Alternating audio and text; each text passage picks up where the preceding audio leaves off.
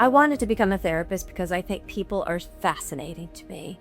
I have a passion about people's stories. I love to hear what they've been through, figure out what for them is pivotal in their lives that sort of made them who they are.